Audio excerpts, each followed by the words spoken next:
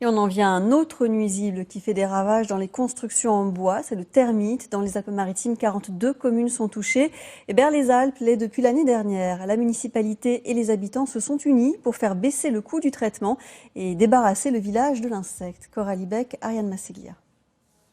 Perché sur son rocher, le vieux village de Berre-les-Alpes est attaqué par des ennemis presque invisibles. La chasse est ouverte dans plus d'une centaine de maisons. Ici, là, ils sont bien blancs parce qu'ils sont gavés de cellulose. Hein. Les termites gloutons ingurgitent la nourriture empoisonnée dans l'un des 150 pièges.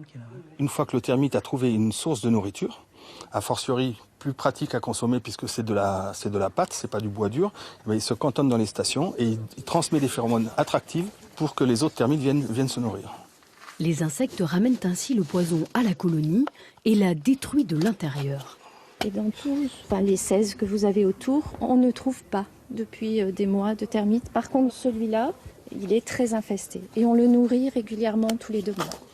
Le coût d'un détermitage individuel s'élève à 4 000 € en moyenne. Alors la municipalité et les habitants ont décidé de lutter collectivement contre ce fléau.